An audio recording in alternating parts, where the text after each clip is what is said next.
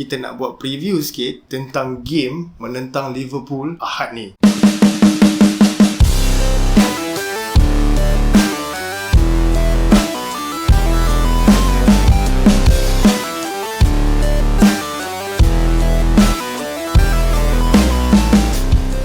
Setelah kita menonton perlawanan menentang Brighton hari tu, Chelsea bermain dengan position 4-3-3. Aku pun sebenarnya pisang juga. Entah macam mana Lampard boleh letak Loftus-Cheek main left wing, Kai Havertz macam tercedok sedikit. Mungkin sebab role position yang dia dapat. Ada sedikit peningkatan daripada Kepa, dan overall pada game tu kita masih lagi dalam bahaya untuk menentang opponent seperti Liverpool. Satu perkara yang sangat penting untuk kita lebih improve adalah confirm defensive line. Aku sebenarnya masih trauma lagi bila gandingan Zuma dengan Christensen ni, termasuklah kalau Rudiger main. Aku sangat berharap kalau boleh Thiago Silva tu cepat main. Thiago Silva masih lagi mungkin akan mengambil masa sebelum perlawanan Liverpool. Kita kehilangan Pulisic dan kita kehilangan Hakim Ziyech yang masih dalam keadaan recovery. Kenapa benda tu menakutkan aku dan boleh jadi trauma untuk kita menentang remain champion lah. Liverpool ni attacking dia sangat padu dan juga squad depth dia memang gempak. Walaupun kita tengok Liverpool agak pisang sikit game pertama menentang Leeds tu, Leeds United boleh give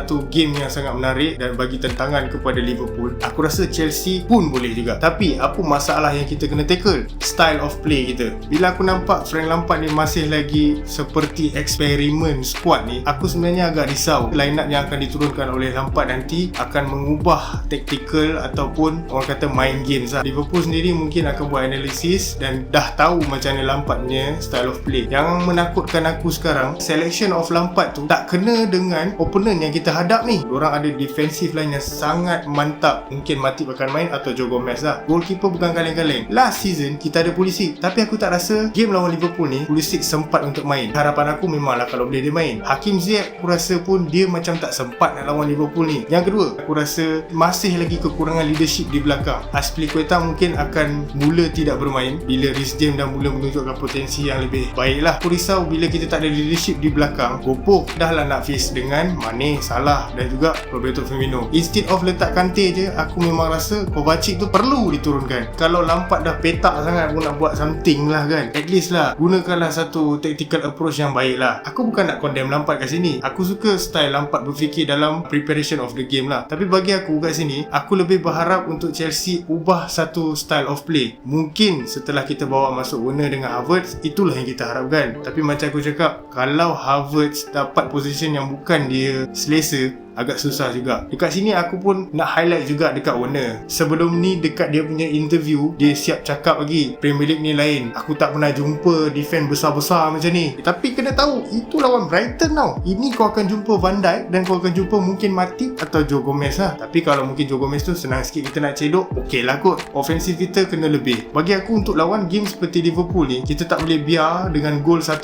je. Kalau boleh kita kena lead by 2-0 and then barulah kita tahan ataupun control the game sampailah minit ke terakhir. Next, pendekatan yang mungkin kita boleh buat dengan game Liverpool ni. First, aku nak cerita prediction line up aku. Manalah tahu prediction ni berjaya. Based on analisis sebelum, mungkin ini yang akan Lampard turunkan. So, my prediction, di goalkeeper still akan letak Kepa. Kepa menunjukkan satu potensi yang baik. Dia improve lawan Brighton. Cuma, aku just harap Kepa buat something yang baik lagi lah. Janganlah duk save bola muntah.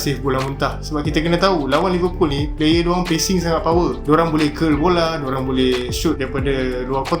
Aku harap kita cek tolonglah sikit kan. Defensive line, okay, right back aku akan letak Reece James. Center back aku akan letak Christensen juga. Di center back di sebelah kiri Zuma, dan left back Alonso. Apa yang aku harapkan adalah Thiago Silva untuk main dan bukan Christensen. Walau macam mana pun, pilihan yang mungkin kita perlu hadap dahulu. Sebab di awal-awal musim ni, player-player baru ni untuk sedia bermain masih perlukan masa lah. Kita teruskan di center midfielder. Aku letak dua center midfield, Kovacic dan juga Kante. Aku rasa Kovacic sangat penting untuk game besar seperti ni. Kovacic ni dia tahu macam mana nak sampaikan bola ke depan. Nak harap Kante je untuk hold bola, tapi tak ada orang untuk sampaikan bola kepada kita punya attacking force pun susah juga. Di bahagian hadapan center attack midfielder, aku letakkan Kai Havertz. Aku rasa Kai Havertz ni sesuai untuk main position di center attack, betul-betul duduk bawah Werner. Untuk position right wing pula, aku lebih sesuai untuk letak Mason Mount, dan di left wing aku letakkan Hudson-Odoi. Untuk striker pada game ni aku pilih Werner. Jadi daripada prediction aku punya line up ni ada sedikit juga aku nak tokok tambah, di mana apa yang aku nampak, Kai Havertz lebih sesuai untuk bermain center attack. Style of play Kai Havertz ni adalah kaki assist, dan dia juga boleh push bola ke depan ataupun dia score sendiri. Lebih baik macam tu, sebab aku rasa at least kita boleh create chances more to score the goal lah. Untuk Mason Mount pula, aku sebenarnya tak berkenan untuk dia main right wing, tapi apakan daya dengan squad depth yang kita ada sekarang, dengan injury prawns yang kita hadapi oleh Pulisic dan Ziyech, dan aku rasa diorang tak sempat recover. Tapi harapan aku memang besar kalau Ziyech dan Pulisic boleh digandingkan lah. Tapi agak bahaya sebab diorang just baru recover from injury, kita tak tahu preparation macam mana. Tapi kalau diorang boleh buat comeback, lagi bagus lah. Untuk striker pula, aku rasa Werner perlu diberi peluang untuk menjadi starter lagi. Ini adalah saat yang kita nantikan, di mana Werner tak pilih Liverpool tapi dia pilih Chelsea. So aku harap Werner dapat buktikan yang dekat Chelsea dia boleh berjaya lah.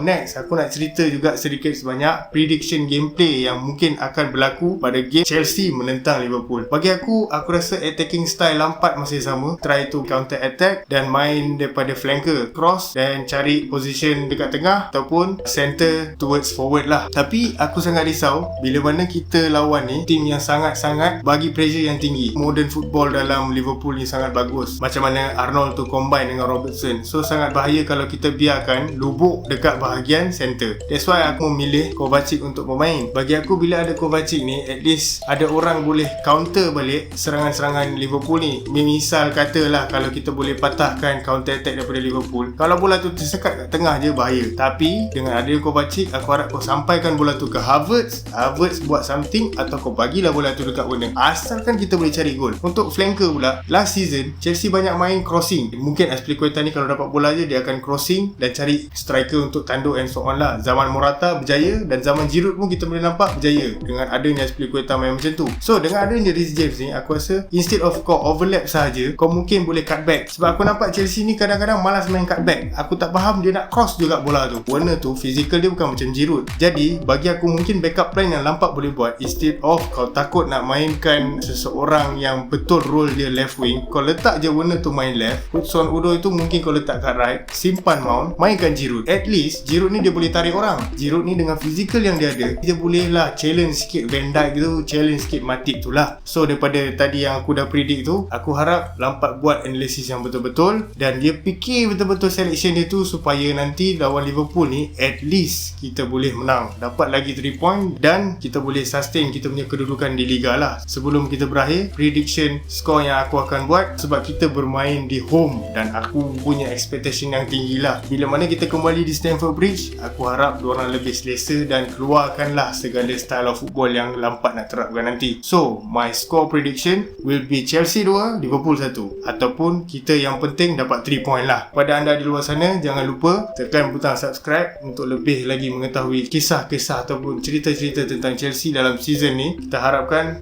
yang terbaik untuk pasukan kita, iaitu Chelsea Football Club. Sekian sahaja video untuk kali ini. Ciao.